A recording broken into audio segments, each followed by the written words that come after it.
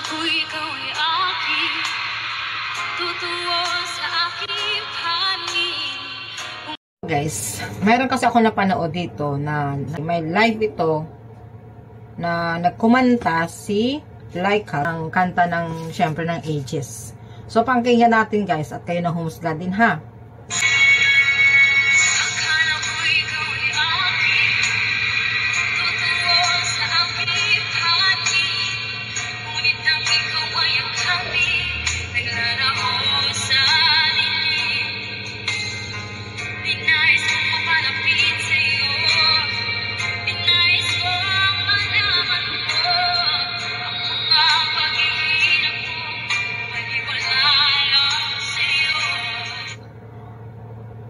Sa umpisa pa lang parang hindi ko na bet yung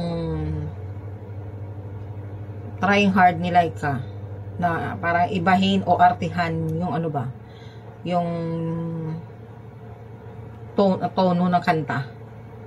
Siyempre alam naman natin, siyempre ang Aegis hindi talaga yung mapapantayan kahit ano pang gawin or i-try talaga nilang makuha ang tono ng Aegis, hindi na talaga makukuha yan. So siguro yung tinatry ni Laika na ibahin in another way ba, parang magkaroon siya ng twist, which is I don't like it, parang wala sa puso. Continue natin.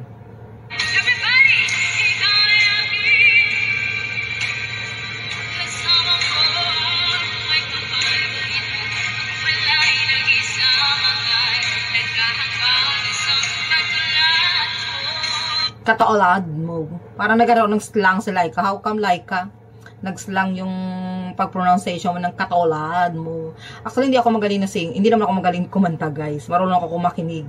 At yung pagiging ang pronunciation niya talaga kasi hindi talaga parang ginawang slang. Yung Tagalog, naging slang. So, maganda naman ang boses ni Laika. Hindi naman ako against sa, kasi maganda naman boses ng batang to, diba? Alam naman natin yan. Kaso lang yung masyadong inartihan, yung original na kanta, parang hindi siya parang wala sa puso nga, sabi ko. Iba talaga yung Aegis, no? Continue natin. Yun. Binigyan niya ng kulot, diba? So, alayo pa rin talaga, guys. Iba pa rin.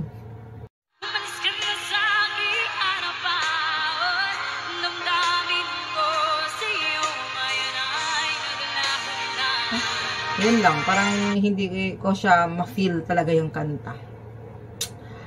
Pero alam naman natin maganda yung boses niya. Pero na-over lang ba ng kaartihan yung pag-pronounce sa kabila. Sa isa naman.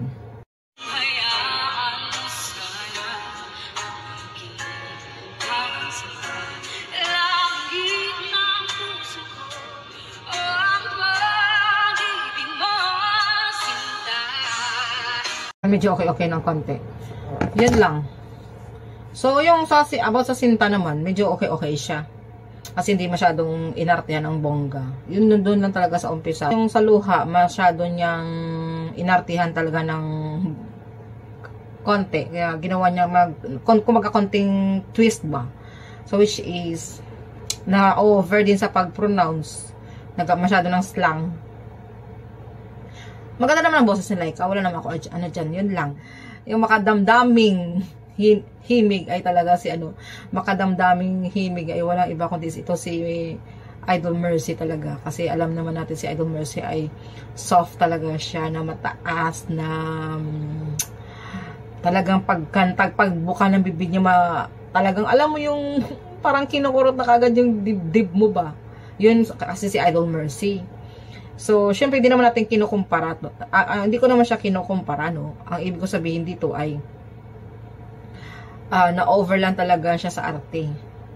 At saka iba pa rin talaga yung kinakanta na sa puso, no?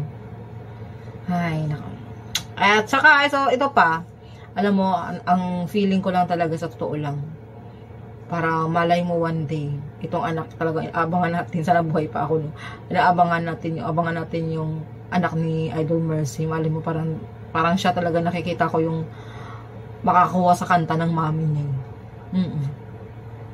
Feeling ko lang, siya talaga. Kasi ang ganda din kasi ng boses ng bata, diba? Parang soft din siya. Na sweet, na ma-feel mo yung pagkanta niya, talagang maramdaman mo na kaagad na na, ang tawag yun, parang makapture niya kagad ang puso mo ba na, ang tawag yun, ay, basta, ganun, hindi ko na ma-explain. Parang nabubulo lang kasi ako sa brace ko. Yun lang guys wag niyo kang hindi naman ako kumukontra kay Laika. This is only my own opinion lang base sa aking napanood. Hi.